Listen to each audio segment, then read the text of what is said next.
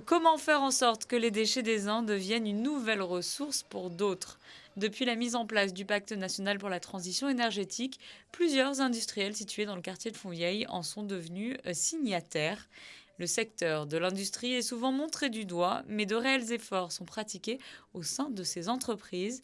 Une table ronde pour justement partager leurs bonnes pratiques était mise en place. Réduction des déchets à la source, d'économie circulaire, de récupération de chaleur, d'énergie et beaucoup d'innovation. On l'a vu, hein, l'innovation, la R&D, l'éco-conception des produits. Je crois que c'est quand même aussi ce qui a fait le lien entre toutes ces prises de parole ce matin. Donc ça, c'est vrai que c'était le premier objectif. Et mettre en lien ces acteurs qui n'ont pas le temps, alors qu'ils ils sont parfois basés dans les mêmes immeubles, mais qui n'ont pas tellement le temps de partager. Donc c'était vraiment d'organiser cette mise en lien pour peut-être aller plus loin.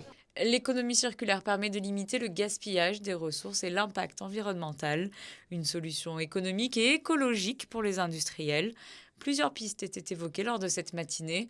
La mise en relation de ces différents acteurs leur permet de trouver des solutions pérennes avec les entreprises voisines, recyclage des plastiques, répartition des énergies pour ne citer que quelques exemples.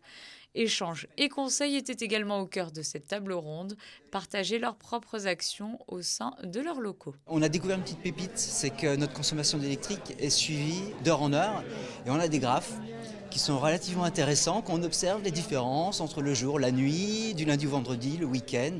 On a pu faire des essais qui nous ont permis de comprendre les impacts que pouvait avoir une hausse de consigne d'air conditionné, une baisse de pression d'air comprimé, et des petites choses qui, bout à bout, en moins d'un an, nous ont permis d'économiser plus de 20% de l'électricité qu'on consomme. Il s'agissait d'une première rencontre. Des pistes pour trouver des solutions communes seront proposées par la suite. Rappelons qu'une aide fonds vert nationale a été également créée pour aider financièrement les entreprises dans leur transition énergétique.